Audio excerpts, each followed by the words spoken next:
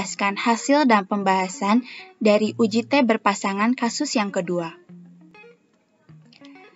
Kasus kedua, perbandingan keinginan menikah mahasiswi kelas A sebelum dan sesudah mendapatkan materi tentang perencanaan dana pernikahan.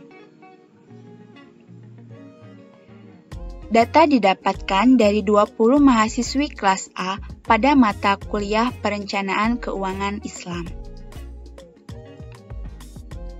Sebelum itu, ada langkah-langkah pada Microsoft Excel untuk menganalisis data tersebut lebih lanjut. Yang pertama, kita melakukan uji normalitas. Tujuan dari uji normalitas adalah untuk mengetahui apakah data tersebut normal atau tidak. Jika data tersebut normal, maka kita akan menindaklanjuti dengan analisis uji T paired to sample for means. Dan jika tidak, maka tindak selanjutnya akan menggunakan uji non-parametrik yang sesuai, seperti uji non-parametrik Wilcoxon. Seperti yang telah disebutkan di awal, langkah yang pertama adalah uji normalitas. Uji normalitas dibutuhkan nilai selisih antara keinginan menikah mahasiswi sebelum mendapatkan materi tentang dana perencanaan pernikahan dan sesudah mendapatkan materi tersebut.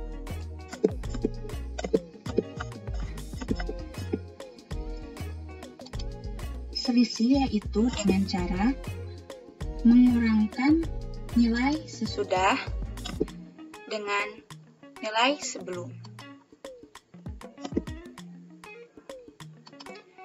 Langsung kita blok ke bawah.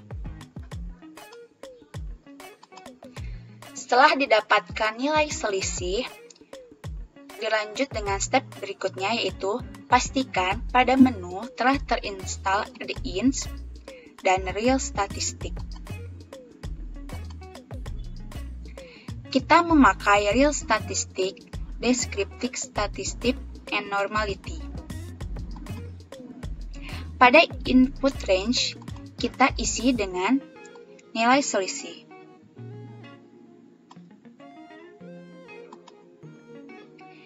Kita biarkan saja di sini. Lalu, nilai outlier multiplier-nya kita kosongkan dan outlier limitnya kita kosongkan. Output range-nya kita diletakkan di sini.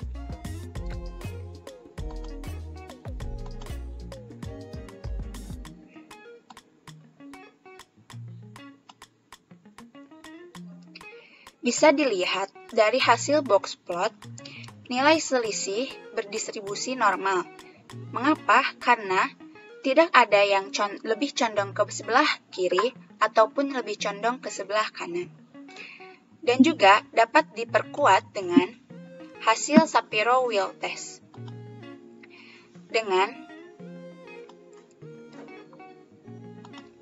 Di sini telah dijelaskan secara lebih rinci, yaitu Shapiro-Wilk test berdistribusi normal. Jika tidak, Shapiro-Wilk test akan menghasilkan normal yang tidak, no. Dilanjutkan dengan data analisis. Seperti yang tadi sudah diketahui, maka data keinginan menikah mahasiswi sebelum mendapatkan materi tentang dana pernikahan dan sesudah menerima materi tentang dana pernikahan hasilnya adalah normal, maka dilanjut dengan uji T paired to sample for means. Pastikan pada menu data telah terinstall data analisis.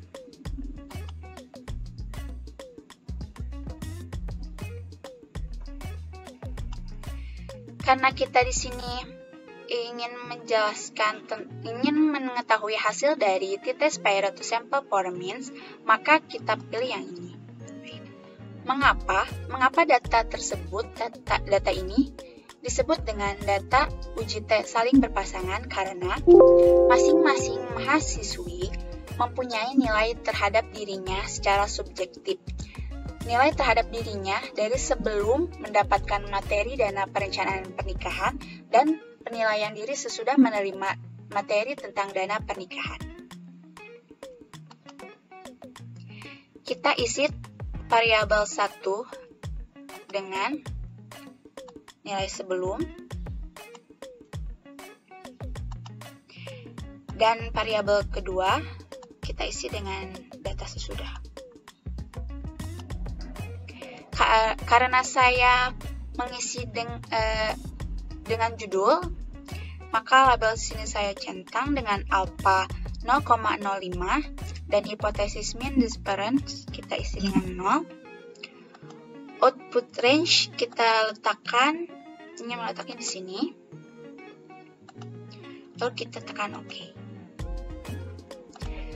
Maka dapat dilihat hasil dari t-test per sampel menghasilkan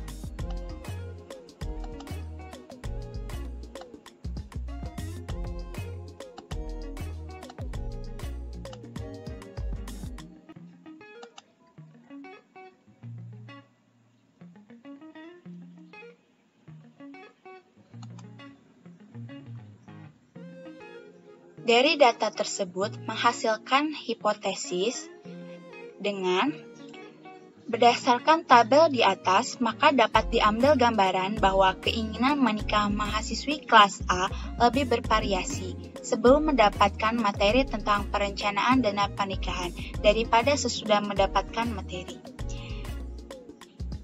Bisa dilihat hasil dari variance data sebelum dengan data sesudah. Nilai data sebelum lebih bervarians daripada data yang sesudah. Dan jika dilihat dari nilai mean atau rata-rata, maka keinginan menikah mahasiswi sebelum mendapatkan materi lebih besar daripada sesudah mendapatkan materi. Dan bisa dilihat juga dari rata-ratanya, rata-rata sebelum mendapatkan materi tersebut berjumlah 81,75. Sedangkan sesudah mendapatkan materi sebesar 75,15. Sehingga kita dapat menyimpulkan keinginan menikah mahasiswi sebelum mendapatkan materi lebih besar daripada sesudah mendapatkan materi.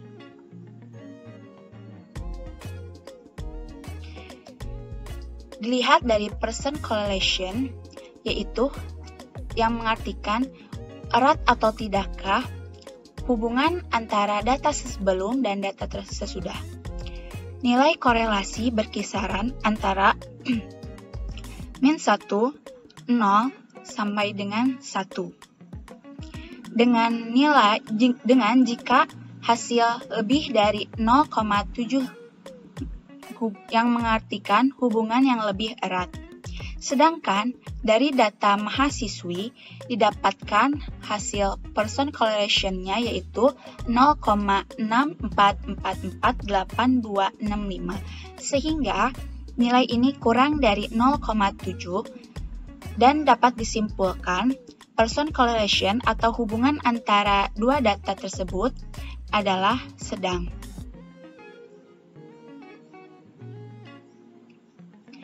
Di sini kita menggunakan hipotesis one tail dengan hipotesis 0 sama dengan atau lebih dari sama dengan dan kurang dari sama dengan.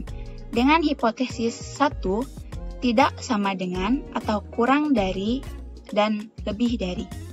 Keterangan pada p-value menunjukkan angka 0,00305785 dan yang sebelumnya kita menggunakan alpha 0,05 maka dapat disimpulkan p-value kurang dari alpha maka H0 ditolak.